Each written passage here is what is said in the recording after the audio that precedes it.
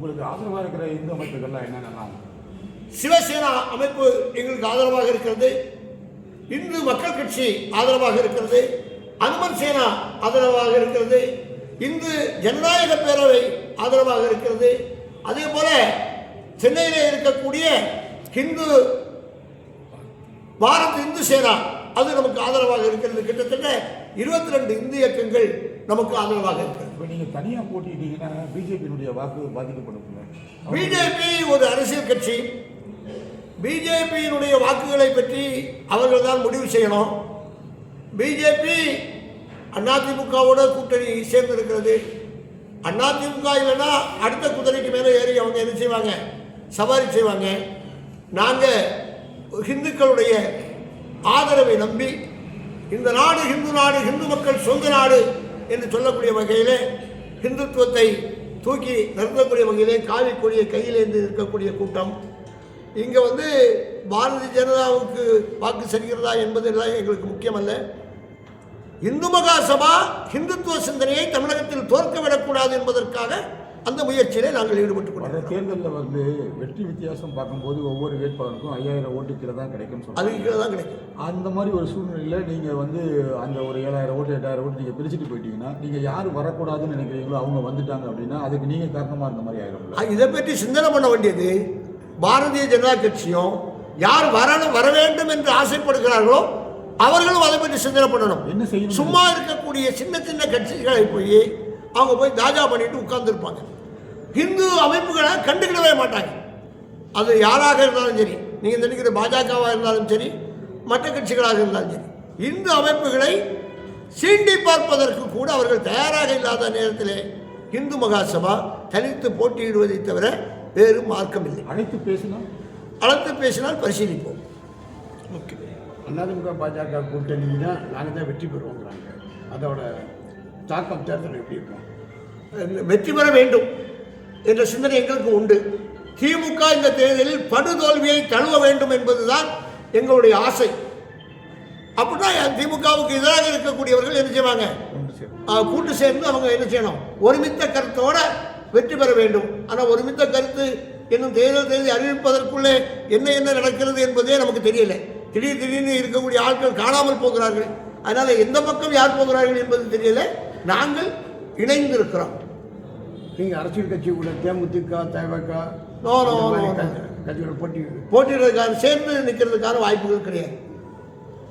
இப்போ அனைத்து இந்திய அண்ணா திராவிட முன்னேற்ற கழகம் ஆதரவு கேட்கிறது. ஆதரவு இல்லை நம்முடைய வேலை, பங்கேற்பது தான்.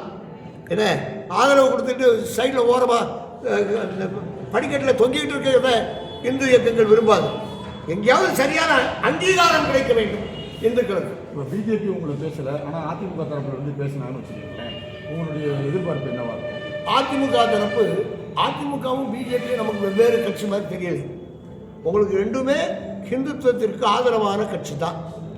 ஜெயலலிதா அம்மையார் டிசம்பர் 6, 1992 அந்த கரசேவாவு நேரத்தில் எங்களுக்கு ஆறுதலாக அவங்க வாக்குறுதி கொடுத்தாங்க. அது எங்களுக்கு இன்னும் பசுமரத்தாணி போல நெஞ்சில் என்ன இருக்கிறது. அதனால் நமக்கு ஆதரவானவங்க. மோடி அரசு மோசமான அரசு இல்லை, ஹிந்துத்துவத்திற்கு எதிரான அரசு என்று நாங்கள் சொல்றதில்லை. இந்துக்கள் அதிகமாக இருக்கக்கூடிய கட்சி பாரதிய ஜனதா கட்சி தான். ஆனால் நாங்கள் எங்ககிட்ட இந்துக்கள் மட்டுமே இருக்கக்கூடிய கட்சி தான் இந்து மகாசபா.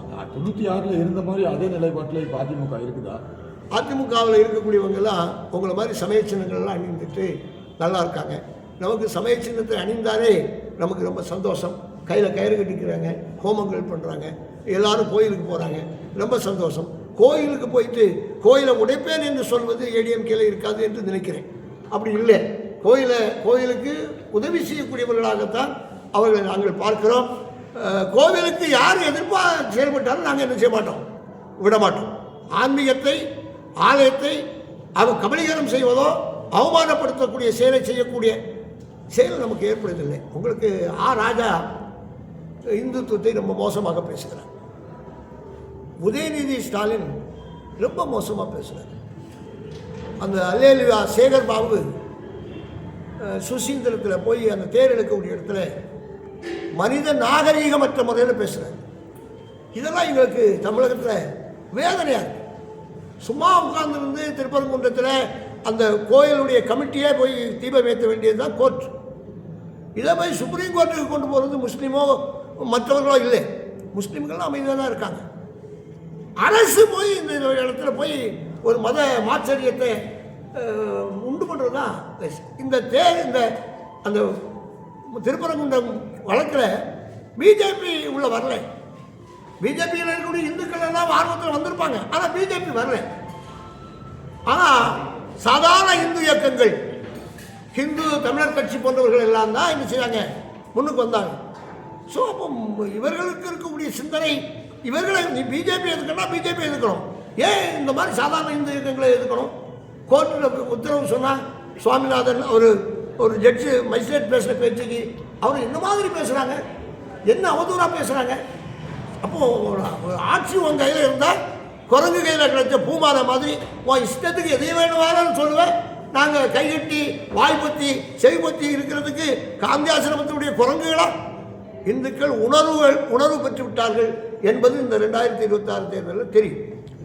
நன்றி. மகிழ்ச்சி.